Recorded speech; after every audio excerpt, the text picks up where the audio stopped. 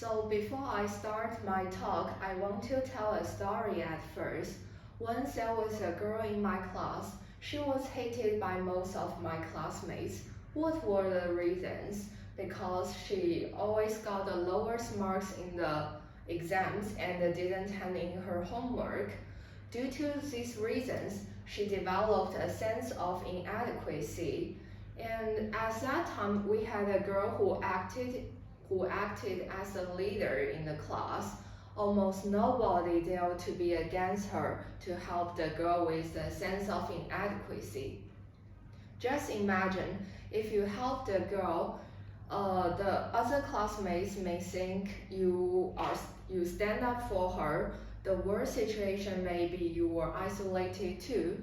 So what would you do if the girl asked you a favor, Isao? Oh, well, I guess I will help her. So it seems you are very brave. And let's review the ending later. The story I just told is a typical example of peer pressure. I think most people have experienced a similar situation. So what's peer pressure?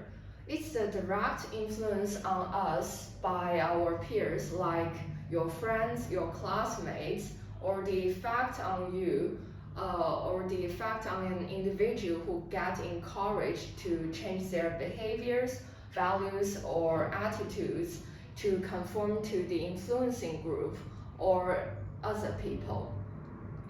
So as one of the characters in the story, I wonder why the peer pressure would happen. So I searched it online and find a theory called identity shift effect. This theory gives me a very clear explanation. So I divide this theory into 4 states and use a case to explain it. So once your economics teacher asks you to ask the whole class to report the answers of multiple choice, the whole class except you chooses D, but your answer is C. So this means at first you are in a state of harmony, but different answers create an external conflict, which means your harmony is disrupted. So at stage 2, you were not certain with your answers, so you decided to report D, which was the same as the rest, to the teacher. And at this time, you changed your answer to cater for others. So this means you conform to the group standards. But as soon as you do, eliminating the external conflict, the different answers, you introduce the internal conflict because you violate your own standards. So you may feel guilty as you abandon your own choice because your original answer was C. And to eliminate the guilt, you try to persuade yourself that D was the correct answer. So what does this mean in the theory? It means to rid yourself of the internal conflict, and identity shift is undertaken, where you adopt the group standards as your own, whereby eliminate the internal conflict.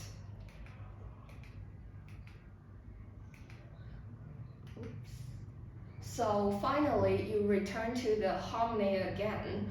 And meanwhile, your answers were the same as the other classmates.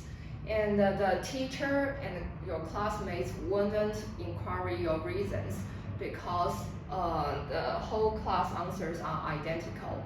And so as a result, you eliminate both internal and external conflict. So after we understand why peer pressure would happen, responding to it will be an important issue for us. I think different people have different characteristics, and there are many ways to deal with the peer pressure.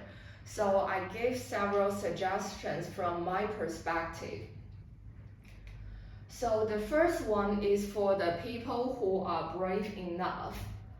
And and I will say make your own decisions. So while some people might ask you to do something that pushes you out of your comfort zone, be mindful of any negative results that could occur. For example, if many people force you to drink alcohol at a party, you need to think carefully about the consequences. Before making a decision, please ask yourself, is it good for me? Is it adding some positive to my life? Or am I certain how I feel about this? So don't make any decisions based on what others think good for you or what they want you to do. But some people may not brave enough, like they are very shy or intimidated, or they just don't want to come off being rude. So for those people, I'd like to suggest them make an excuse. Let's back to the case I mentioned before. If you don't want to violate your own standards and choose D to report to your teacher, you can tell your teacher that you have no idea. This will reduce the effect of peer pressure to some extent, but I don't really recommend it because the problem is still unsolved and the internal conflict remains. And another suggestion is talk to your parents or find a therapist. Sometimes parents are a good listener and they may comfort you with their experiences. Talking to them may not solve the problem, but at least they will give you their support as possible as they can. However, some parents may not give some appropriate suggestions and just tell you to follow your peers and do something wrong. So for those people, I would say to find a professional therapist. They may give you some suggestions that are suitable for you. So let's back to the story I told before the talk. In the end, I gave the girl my phone number and told her she could call me if she met any difficulties. I'm still not brave enough to oppose the majority. However, I realized one thing that is important for me if I met peer pressure again. If violating your own standards shames yourself, just don't do it. Instead of living with guilt, please follow your heart and make choices. Thank you very much.